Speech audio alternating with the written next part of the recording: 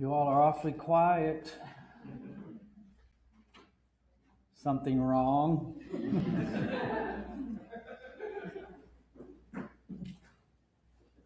I mean, as I've said before, it's criminal law. How hard can criminal law be?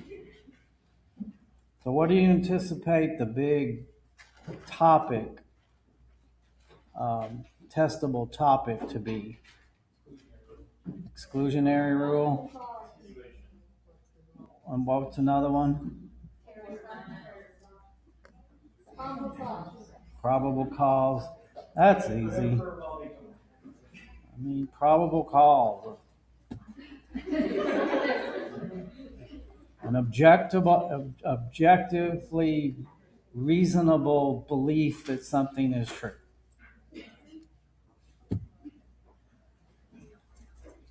I may have said this to you all before, but you know what the default answer is on any criminal law related exam if you just don't know the answer?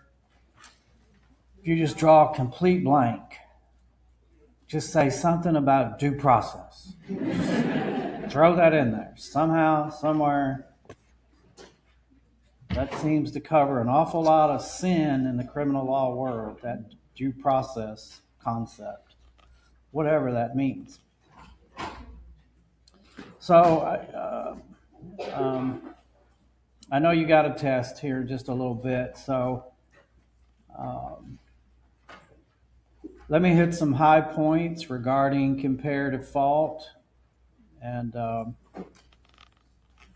if you'll listen fast, I'll talk fast, and we'll finish early so that you can transition your thoughts onto probable cause and the exclusionary rule, etc. Will that work? So, we're talking about comparative fault, of course, and there are several issues related to that I do want to cover tonight. The first has to do with the attribution of fault to immune tortfeasors that cannot be held liable for any number of reasons. They are immune, so they cannot be held liable. One of the cases that you read, Snyder versus LTG, or if you haven't read it, I know you will, right? These are all very important comparative fault cases. So if you didn't get to them for this week because of your test, make sure you circle back around and read these cases, because this is some pretty basic comparative fault stuff here. But 5 years after McIntyre was decided, along comes this case, Snyder versus LTG. And basically what happened here was that the plaintiff was a maintenance person in a cotton factory. And in this factory, there were these machines that cotton would be fed into, and it would travel through the innards of the machine, and the machine would compress the cotton into a nice bale. So the end result would be a bale of cotton. Well, one of these machines in the plant stopped in mid-cycle. And so the plaintiff, again, he's a technician, and it's his job, or part of his job, to figure out what the problem is. He sticks his arm through a hole where a metal plate or panel is normally bolted. He sticks his arm through this opening in order to remove some cotton that had gotten on a switch inside the machine. And when he moved that cotton, remember the machine had stopped in mid-cycle, it activated before he could pull his arm out, and so it crushed his arm. He testified that normally that hole that he stuck his arm through is covered by, as I say, this metal panel. But it was missing on this particular occasion, and he said he was not the one that removed it, but he did not know who did. He added that he had removed the panel on previous occasions. He didn't do it this time, but he said, I did remove the panel previously. He sues the manufacturer of the machine. And he says the machine was negligently designed, negligently manufactured, the warnings were inadequate, and so forth. So he brings a run-of-the-mill negligence claim against the manufacturer of the machine. The manufacturer of the machine responds, our machine is state-of-the-art. There's nothing wrong with the technology. It's not negligently manufactured or designed, anything of that type.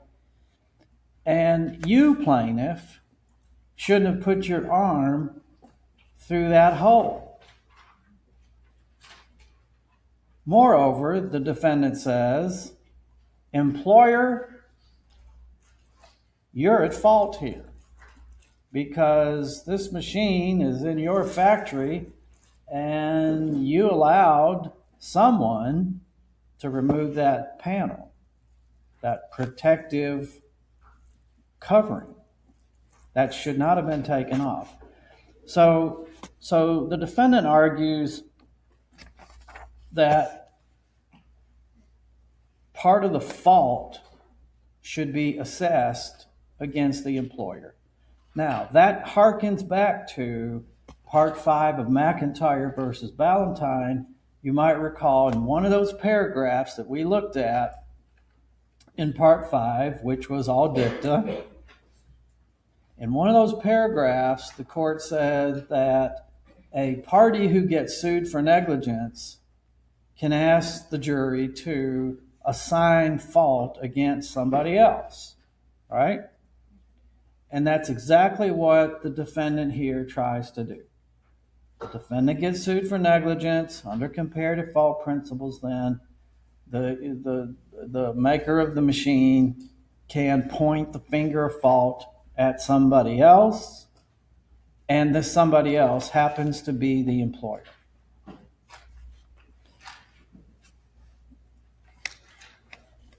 In order to put this case in its proper context, it's important to be aware of another case that was decided just 1 year before Snyder. A case called Ridings versus Ralph Parsons Company. And in the Ridings case, you had an employee / plaintiff who was injured while he was climbing a ladder, and he sued the manufacturer of the ladder for negligence. The manufacturer of the ladder pointed the finger of fault at the plaintiff's employer because the employer allowed this ladder to be stored outside in the weather, which deteriorated the structural integrity of the ladder. So the court took up, in Ridings, the court took up the question of whether in an employee's third-party tort claim, the defendant can ask the jury to assign a percentage of fault to the employer.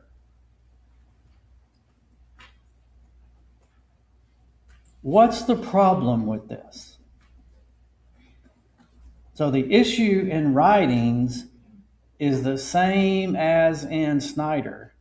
Can an employer be placed into that comparative fault mixing bowl?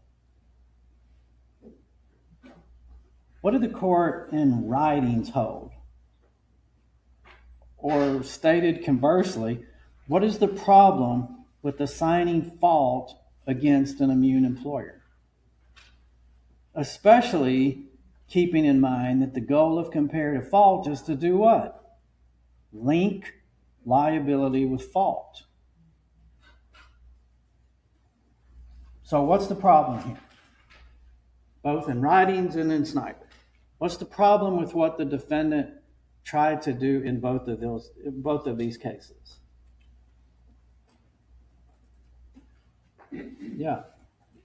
In Ridings, in this case, they're trying to assign fault to an employer who cannot be sued because workers' comp governs claims against the employee and the employer.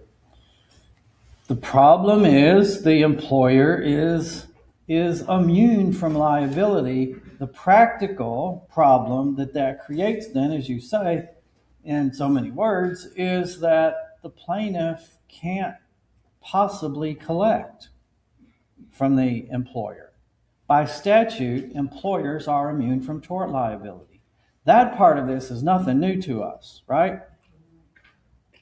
Then an injured employee's sole remedy against an employer under the workers' compensation laws is the workers' compensation benefits, not tort damages.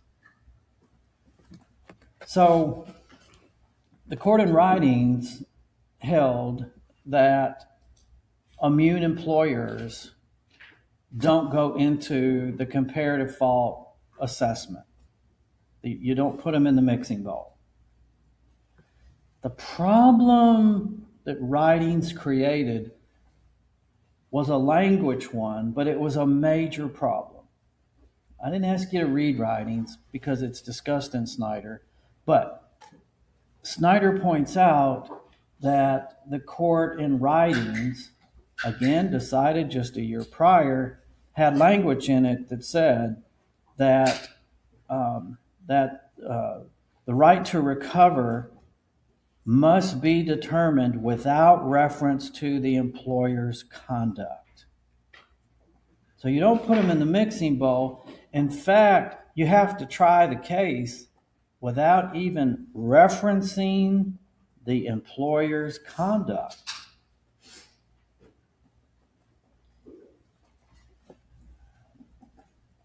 The problem that created was major and practical.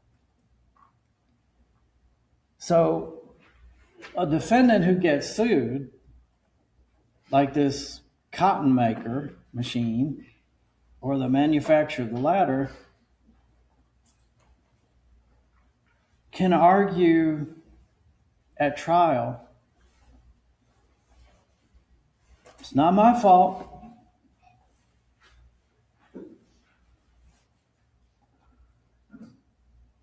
I can't tell you whose fault it is. I can't present any evidence, but you'll just have to trust me, it's not my fault.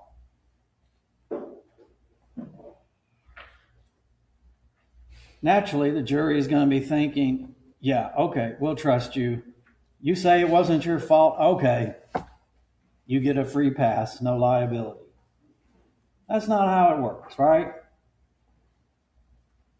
If it's not your fault, okay, whose fault was it? Why was it not your fault? Can't tell you. You just have to trust me and my high-priced defense lawyer, team of lawyers.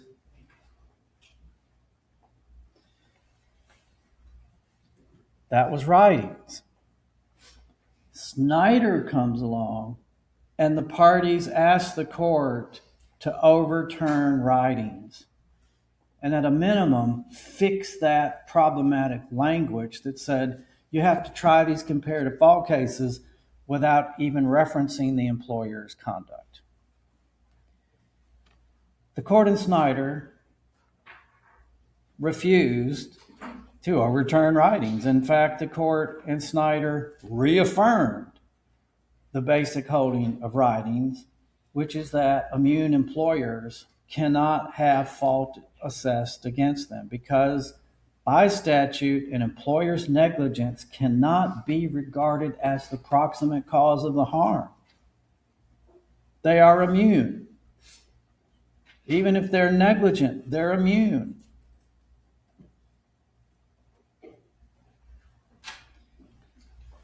The court takes a step further in terms of its explanation. Not only can the plaintiff not make the employer a party if fault is assessed against them, but, and this adds a layer of complexity here, we'll talk more about in just a minute, but an employer who pays an employee workers' compensation benefits then becomes subrogated to the employee's recovery in the third-party tort action. A subrogation feature that is sort of unique to workers' compensation law. But more about that in just a minute. So on the basic holding of writings, i.e. fault cannot be assigned to an immune employer, the court in writing says affirmed. We said that just a year ago, and we meant it when we said it.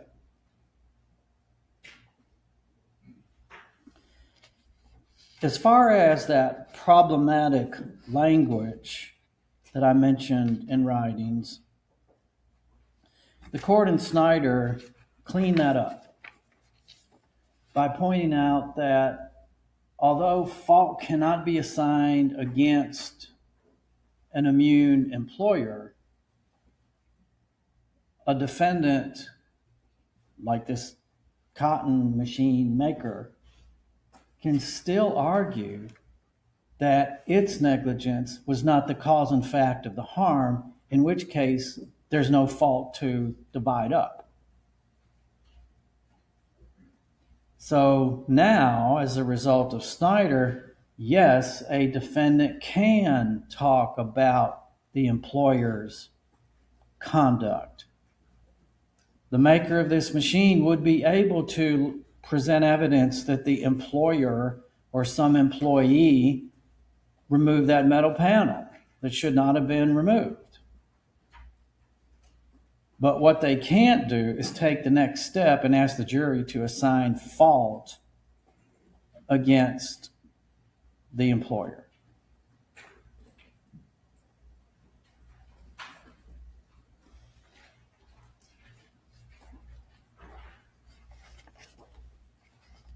So that's Snyder. Just a few years after Snyder affirmed writings, along comes Carroll versus Whitney. In the Carroll case, a baby is admitted to the hospital. She has a lot going on, pneumonia, sepsis, all kinds of things. And her pediatrician orders that antibiotics be administered. Her actual care in the hospital itself is being provided by 2 resident physicians who are state employees, which means they are immune from tort liability. The standard of care, we're told, requires that once antibiotics are ordered, the expectation is that they be given within 30 minutes. More than 2 hours went by before this baby was actually given the antibiotics. Her condition worsened and she died. The plaintiff sues, the mother sues lots of defendants, but most notably, she sues the pediatrician and she sues both of those resident physicians. The resident physicians get dismissed from the case because they're immune. The plaintiff then voluntarily dismisses her lawsuit and refiles it against the non-immune defendants, namely the pediatrician, the hospital, and some others. But those immune physicians are out of the case. So the case is tried, and the trial court, or the jury, I should say, assessed 30% of the fault to one of those immune doctors and 70% to the other immune doctor, which the jury can do even though they're not in the case, right?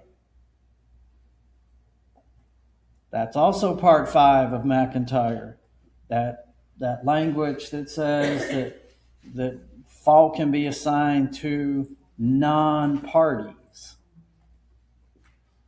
So the jury is so instructed, and fault is assigned to these non-party immune physicians, 30%, 70%, which totals 100%. No fault is assigned to the pediatrician. No fault is assigned to the mother. So if 100% of the fault is assigned to non-party immune tortfeasors, what's that plaintiff recover? Nothing. And the plaintiff argues, well, that's not fair. That's not justice.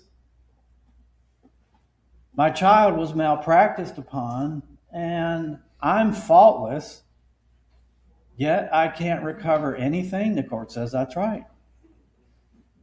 At least not in your tort action. The issue in Carroll is the same as it was in Ridings and in Snyder. That is, can fault be assigned to an immune tortfeasor? Ridings said no. Snyder says no. Carroll says yes.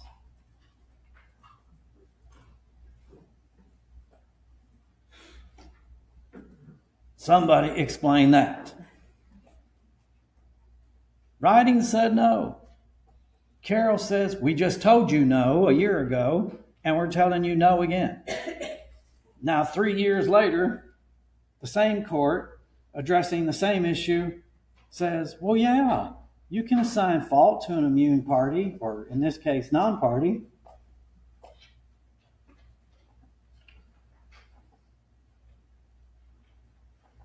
How'd the court get there? Anybody? Yes, sir. They just took Ridings and Snyder, and they just narrowly applied that to Okay, so yeah, that's right. So let's unpack that here for a second, because there does seem to be, at least on the surface, an inconsistency between Ryder, Snyder, and Carroll. The court in Carroll found that if the goal of comparative fault is to link liability with fault, the way to do that is to put even immune tortfeasors in the bowl. But they're not parties. Doesn't matter. Put them in the bowl. If you want to link liability with fault, the chips just fall where they fall. The jury can assign fault to anybody, any culpable, any negligent party or non-party. That's how you link liability with fault. Everybody goes into the bowl.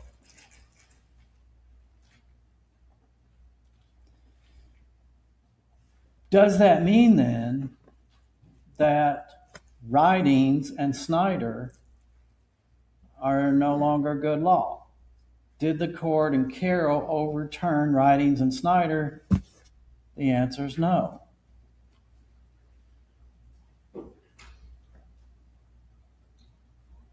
So how are these three cases consistent? If Ridings and Snyder say no, Carroll says yes, how are they consistent?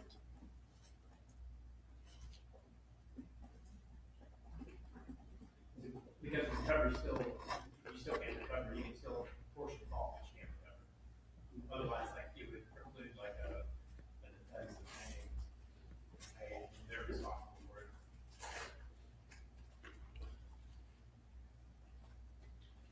So can fault be assigned then to an immune employer? You can assign. Under Carroll? portion. You can The way I do, read it, you couldn't apportion it. can or Say- can't? Yes, that there is fault there, that they were negligent, but you can't assign for recovery purposes. Okay, so if we put these three cases together, the end result is immune tortfeasors can be assessed fault in order to link liability with fault. The exception is if the immune tortfeasor is an employer. And it does go back directly to that subrogation principle that is a very important part of workers' compensation law. If the court explains, if the third party tortfeasor could have the jury assign fault to an immune employer, that's going to reduce the employee's recovery, right?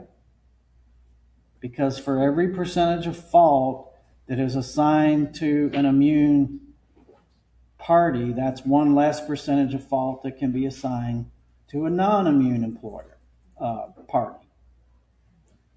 So the employee's recovery is going to be reduced.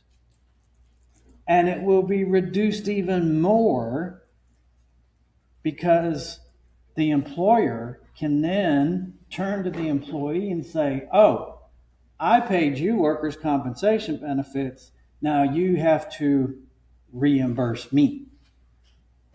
Where's the employee going to get the money to do that? Their recovery against the third party tortfeasor. So in the end, the plaintiff / employee gets hammered twice. And the court felt like that result just is untenable. So again, if you put all three of these cases together, the bottom line is, in order to link liability with fault, immune tortfeasors can have fault assessed against them unless it's an immune employer. Yeah. Under workers' comp, is there its own version of negligence? Negligence is largely irrelevant in a workers' compensation case. So if somebody dies I work in construction, not that anybody's died in my company, but if somebody dies because it's likely, The employer was negligent? yeah, Doesn't matter. so they can just die and get nothing. Well, maybe the question is, does the employee / plaintiff have to prove negligence in order to recover? The answer is no. Plaintiffs would argue that's a pretty good deal. All I have to prove is I was hurt. Or in a serious case, the family would argue, the employee was fatally injured. And they don't have to prove negligence in order to recover. That's the upside from the employee's perspective. Sometimes injuries occur even when there was no negligence. Only if you're alive, not if you die. Like a child of somebody who died of a construction site cannot receive. A child is not going to be an employee. Not a child, but if the employee dies, their child cannot receive compensation for it. Yes, they can recover the workers' compensation benefits. Oh, it's just workers' comp, there's no. Yeah, it's not a tort case.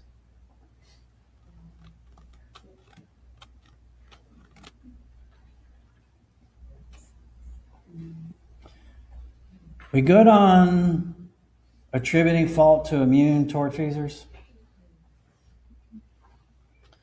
The other issue that I want to talk about is whether fault can be assigned to an intentional tortfeasor. You read, or will read, 3 cases that flesh all of this out for us. And you have to put all 3 of them together in order to get a picture, an accurate picture of what the law is on this topic. Just like you have to put Riding, Snyder, and Carroll together, you have to synthesize all 3 to really understand this part of comparative fault law. Well, you have to do the same thing with Turner and White and Limbaugh when it comes to attributing fault against intentional tortfeasors. So in the first case, Turner versus Jordan, this is the one where a patient in a psychiatric hospital attacked a nurse, and he nearly killed her. Her injuries were very, very serious. She was lucky to have survived. The physician, the patient's physician, had described his patient as someone who was aggressive, grandiose, intimidating, combative, and dangerous.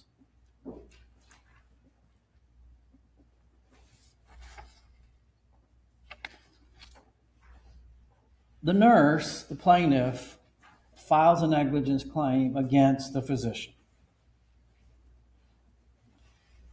She does not sue the patient that actually attacked her. Why do you suppose she didn't do that? Any guesses?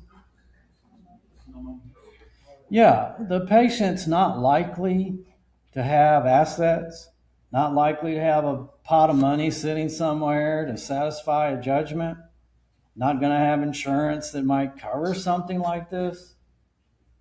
And so I have no doubt that the plaintiff, particularly the plaintiff's lawyer,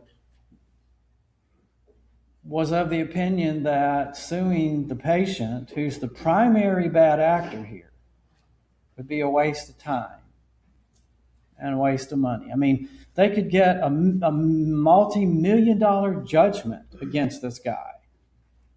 But if you can't collect, so what? And from your point of view as a lawyer, 1/3 of nothing doesn't go very far paying the overhead. So you could spend an incredible amount of time litigating a case and money, litigating a case against an insolvent tortfeasor and win, yet have nothing practical to show for it because you can't collect. They have nothing. So I suspect that's the reason why the patient wasn't sued. But his doctor was. The plaintiff presented expert medical testimony. Now, this is a malpractice case, and you know from our previous discussions that in a malpractice case, medical malpractice case, a plaintiff most of the time is going to have to present evidence on the standard of care and its breach. The plaintiff does that here. The plaintiff presents expert testimony that a patient in a psychiatric setting like this, the standard of care requires that the physician take reasonable steps to prevent his or her patient from acting on that dangerousness. You seclude them, you restrain them, you medicate them, something. Something. You have to do something. That's the standard of care. Something reasonable to prevent what happened to this nurse from happening. And so legally, she's got her evidence. She's in a good spot. The case, well, let me back up a second. The doctor, taking advantage of Part 5 of McIntyre, points the finger of fault at who? The patient.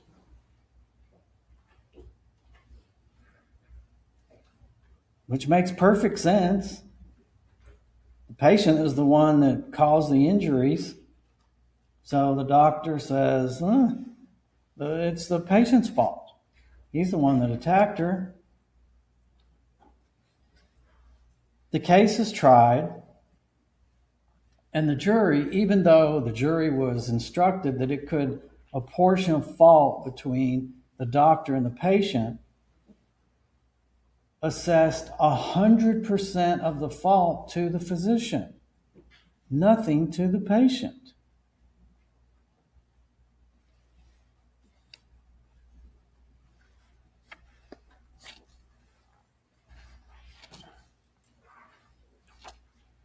One of the issues in this case is whether the defendant even owed a duty of care to the nurse. If the answer to that question is no, you don't even get to the comparative fault part of the case, right? You don't even get to, if he doesn't owe a duty, the case is over at that point. Because he can be as negligent as he pleases, but if he doesn't owe a duty, there's no liability for negligence. So his first line of defense, his first argument is, I didn't owe this nurse a duty of care. She's not my patient. I wasn't treating her, I was treating him. So my legal duty is to him, not a nurse, some employee in the hospital. Not surprisingly, he loses that issue. I say not surprising because we actually looked at a couple of cases the first semester, one of which you may recall, Pittman versus Upjohn, the Micronase case, where the grandson took grandma's diabetes medication, remember, and just blue pills that had Micronase written on them and all of that. He just took a whole bunch of those pills, and then he's in a persistent vegetative state after that. And the defendants argued, well, we didn't owe a duty to him. Under those particular circumstances, that was true. But between that case, Pittman versus Upjohn, and the Tick case, remember that one? I think we did them the same night. Between those two cases, where we learned that the law is that a physician may very well owe a duty that extends beyond just his or her patient. Most notably, if the harm at issue is something that's foreseeable, reasonably foreseeable, a duty exists.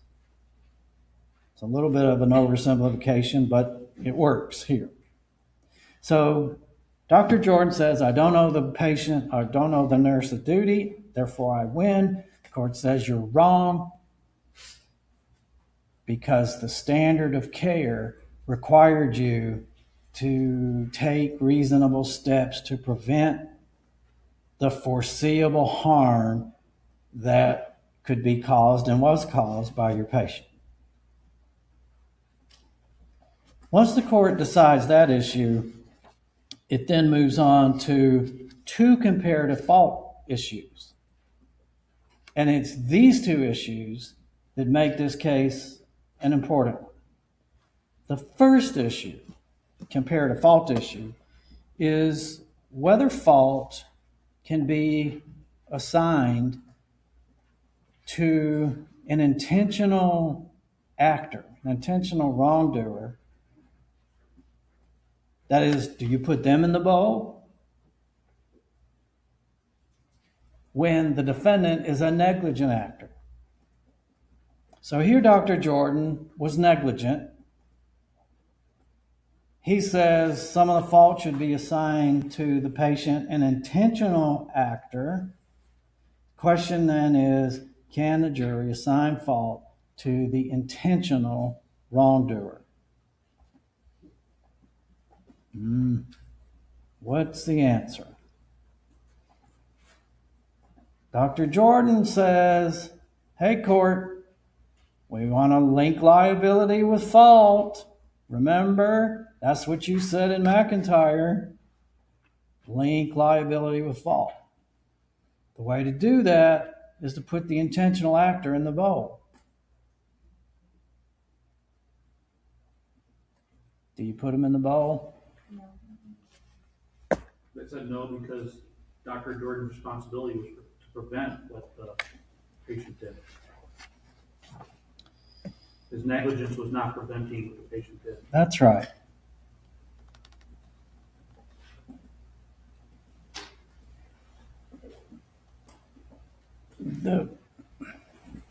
The court reasons that negligent conduct and intentional conduct are just inherently different. They're different in kind. They're different in degree. They're different in the relative culpability of each. They're like oil and water. If you put them both in the bowl, they'll separate. You can't mix them. They're just different.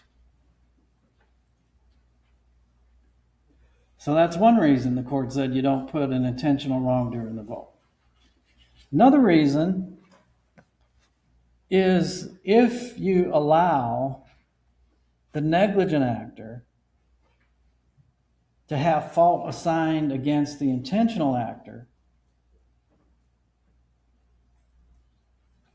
it creates a disincentive for the negligent actor to comply with his or her standard of care. That is, like in a case like this, Dr. Jordan could be thinking, well, if I mess it up, I'll just blame the patient.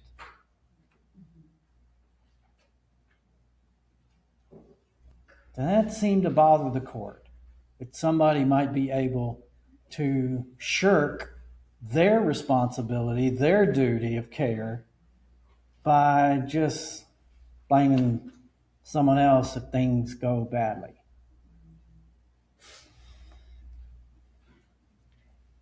And then the third reason is exactly what you said, that the way the court puts it, fairness dictates that it should not be permitted to rely upon the defendant should not be permitted to rely on the foreseeable harm it had a duty to prevent in the first place.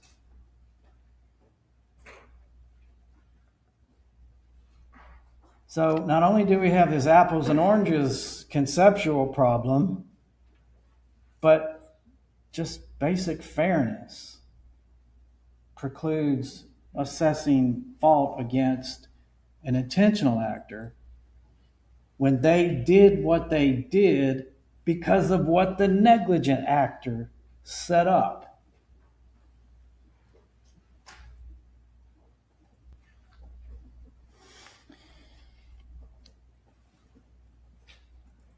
So that's the first comparative fault issue. The other comparative fault issue that the court decided in Turner, which is also a big deal, is what happens if the trial judge disagrees with those percentages of fault assigned by the jury. to maybe say the same thing differently, you remember in this case, the jury assigned 100% of the fault to Dr. Jordan, even though it was charged that it could assign, erroneously charged, that it could assign some of the fault to the patient. Does that mean this case has to be retried? No, because the error was harmless, the court finds. Which dovetails into this question, okay, what if the trial judge does disagree with the percentages of fault, the allocation of fault? Can the judge just adjust those in some way? Can the courts modify the assessment of fault? The answer, the court says, is no. Why? Because liability and fault is so intertwined that if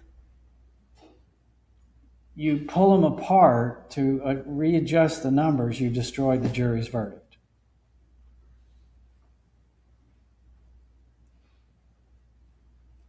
Consequently, if the court doesn't think that the evidence supports the assessment of fault, that is, those numbers assigned by the jury, the only remedy is to order a new trial. You got to do the dance all over again. Bring in another jury, present the evidence, have a new trial, and take another run at it. You can't change the numbers because the numbers are so intertwined with liability. What's comparative fault try to do? Link liability with fault. So you put those two things together, the jury does what you ask it to do, and then if a court can just, well, let's just change the numbers, you blow up the jury's judgment, the verdict. So no, the numbers cannot be changed. The remedy is a new trial. That's Turner. The very next year, an interesting case comes along called White versus Lawrence. This is a tragic case, factually. Well, a lot of these cases are tragic factually, but in White, the patient / plaintiff was an alcoholic, and his disease, his condition had progressed to a point where he was in really bad shape. He suffered from severe depression. He had all kinds of physical and mental things going on that stemmed from his alcoholism. And his physician, Dr. Lawrence, was well aware that this man was a prime candidate for suicide. And he acknowledged as such. He knew that this man struggled mightily in a lot of different ways. In fact, he testified that the plaintiff was drunk pretty much every time he saw him. And he encouraged him to seek professional help with his psychiatric issues, his severe depression, and all of that. Thoughts of suicide. He tried to get him hooked up with a mental health professional, and the plaintiff just would do that. At one point, his wife goes to Dr. Lawrence, says, "We have to do something. He's going to die. Or I'm desperate. We have to do something." Dr. Lawrence said, "Okay, take this medication It's called Antabuse. Grind it up and secretly put it in his food. Don't tell him you're doing it.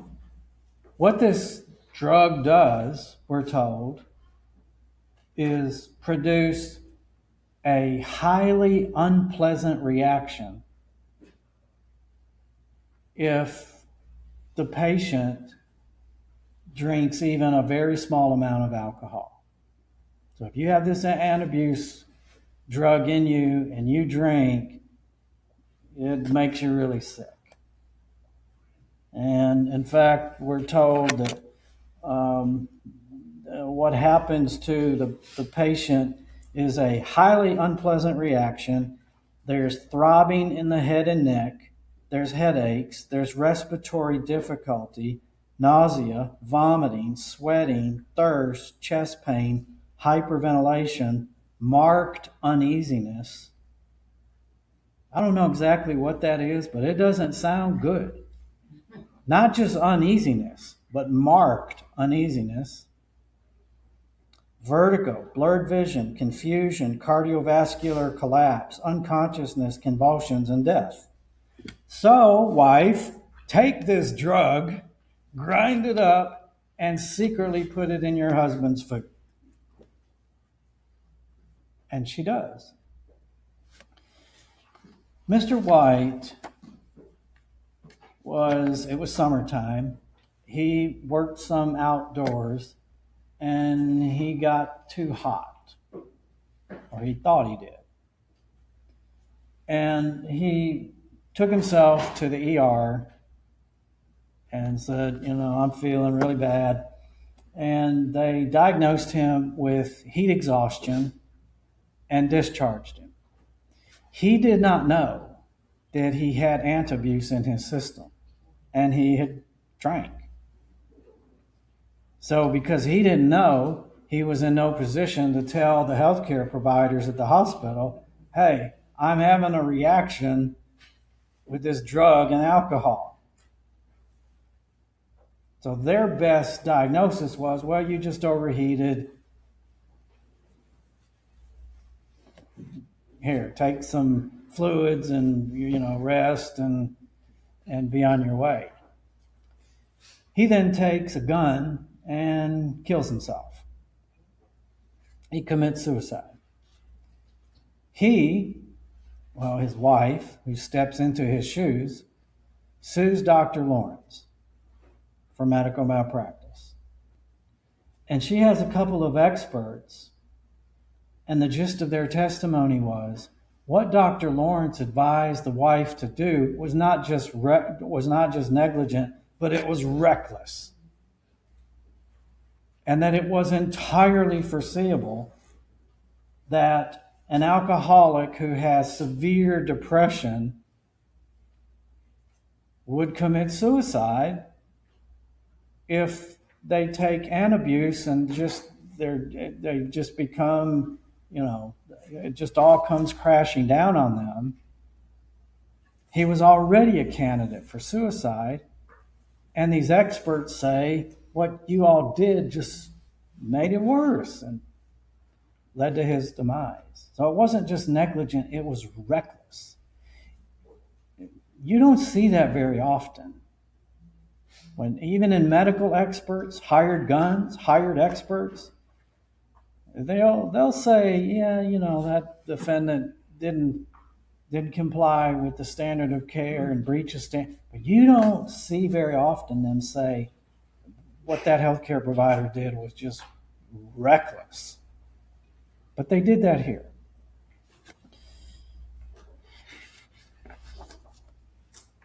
Dr. Lawrence's first argument, which is the first issue in this case, is that the act of suicide was a superseding intervening cause. He took his own life. And his decision to do that supersedes whatever negligence I may have had, and it therefore breaks that legal proximate chain of causation. If the court decides that issue in his favor, the case is over, and you don't even get to the comparative fault part of the case. The court found that a jury could well conclude that his suicide was foreseeable, was the foreseeable result of Dr. Lawrence's negligence, and therefore was not a superseding intervening cause. The superseding intervening cause part of this is nothing new to us, right? An intervening cause, this is all first semester stuff, an intervening cause is only superseding, that is, breaks the legal chain of responsibility, if that intervening cause is unforeseeable. Here, the medical proof was that it was foreseeable. So Dr. Lawrence loses that argument. Then the court turns to the second issue, which was the same issue as in Turner, which is whether fault can be assigned to the patient who took his own life.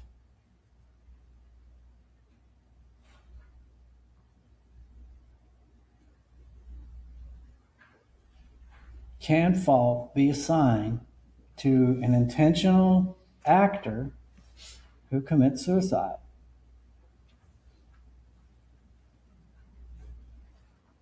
Do you put him in the bowl? Turner said you don't put intentional actors in the bowl. How about in Jordan?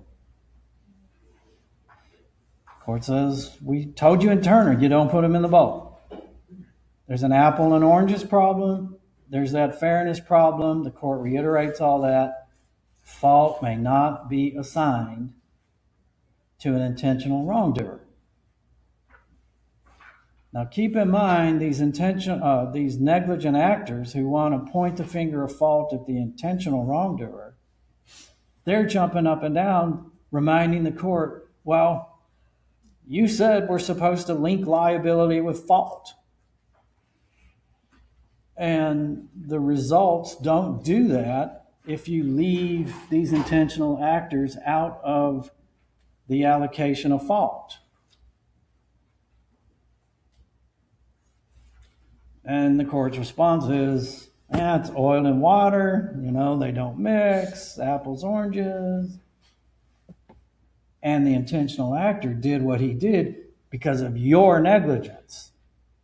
So it isn't fair to allow you to reduce your percentage of fault by asking the jury to assign fault to this intentional actor who did what they did because of you.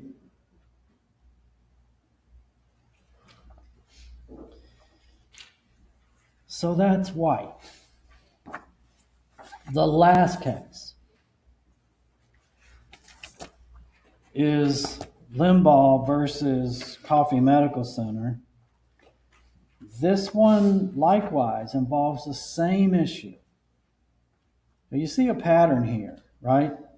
That in the wake of McIntyre versus Valentine, the courts are having to spend lots and lots of time figuring out all of these layers to comparative fault, especially Part 5 of McIntyre. So with each one of these cases, the court has had to go back to what it said in Part 5 of McIntyre and explain what it really meant. Okay, so in Limbaugh, it also involves an intentional wrongdoer, an employee of a nursing home that assaults a 90-year-old patient with dementia. And this employee of the nursing home causes serious injury to this elderly patient. Her family sues the nursing home, not surprising, and also sues the employee for assault and battery. The argument levied against the nursing home was you were negligent in keeping this employee around because you were on notice previous to this that this employee was harsh, unduly harsh with patients. You'd had complaints about this particular employee. Yet you just kept them around, and then this happens. This is a pretty long opinion, but a lot of it really has nothing to do with where we're currently at in our study of torts. But there's a major comparative fault issue here. And that is whether fault can be assigned to that intentional actor. The very same issue as the two prior cases. Turner said, no, you don't put him in the bowl. White says, no, you don't put him in the bowl. Limbaugh says, you put him in the bowl.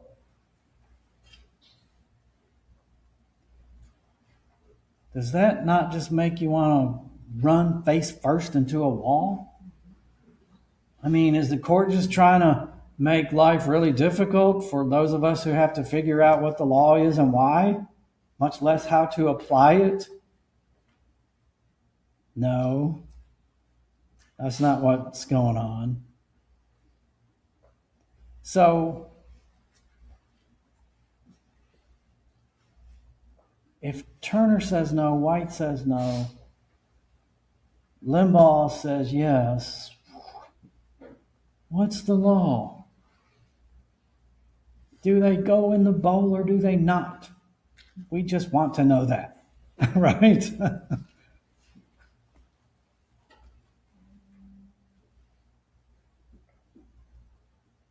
You're not going to like this.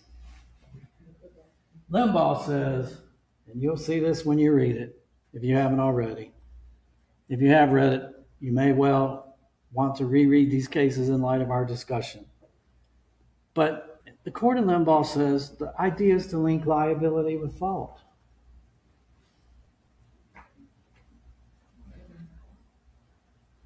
So to do that, you have to put that intentional actor in the bowl.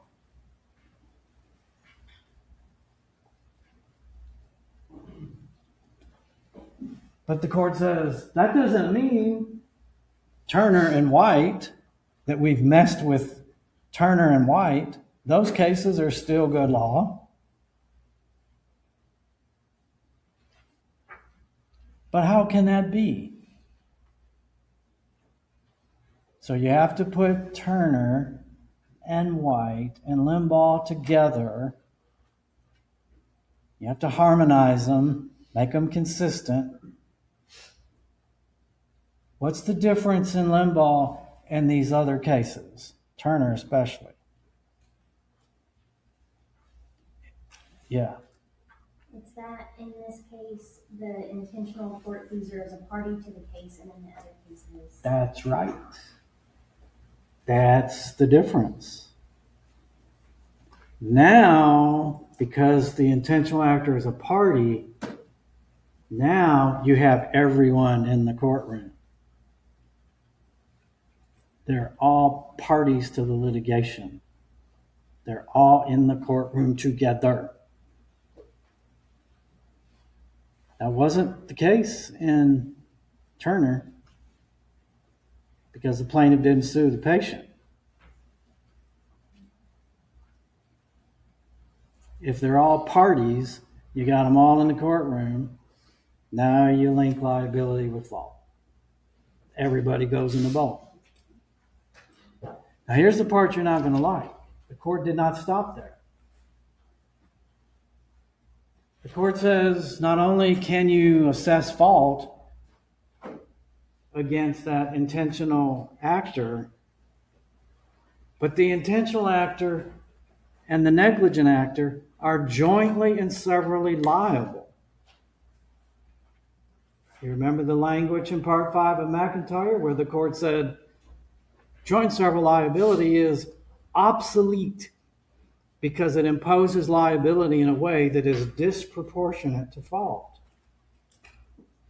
And here the court comes along and finds that the nursing home, which was negligent and not immune, and the employee who acted intentionally are jointly and severally liable. They're liable together, they're liable separately, so the plaintiff can recover against one or both or in whatever combination the plaintiff chooses. Is that linking liability with fault? Depends on who you ask.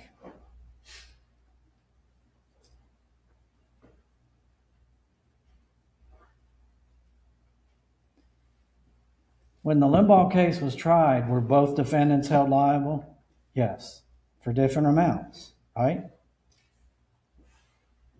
But now, the plaintiff can recover 100% of the judgment from the nursing home or 100% of the judgment from the employee or whatever, 50, 50, 64. They are jointly and severally liable.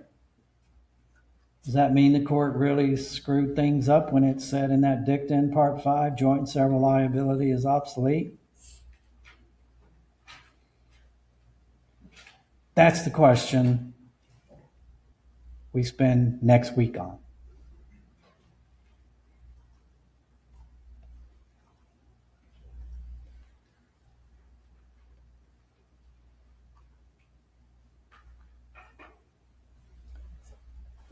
"30 seconds, we're done." Do grossly negligent tortfeasors get put in the bowl? So now you have a negligent tortfeasor and you also have a grossly negligent tortfeasor. Can you compare that fault? Or is there an apples and oranges problem there? Conroy says no apples and oranges problem. You put a grossly negligent defendant in the bowl. Why? Because you want to link liability with fault.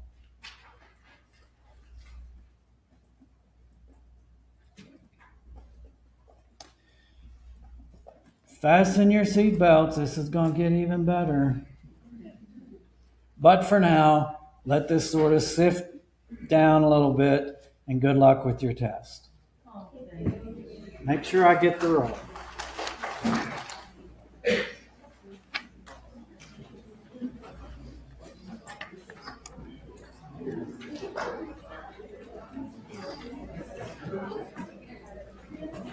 Thank you. Thank you.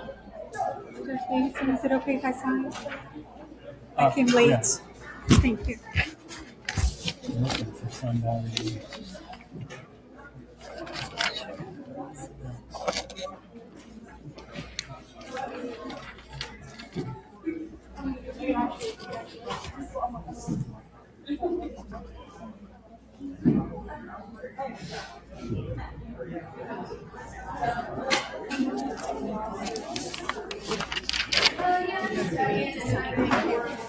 I do have questions about these cases because I was like, Davidson is a tort sadist when he gave his last.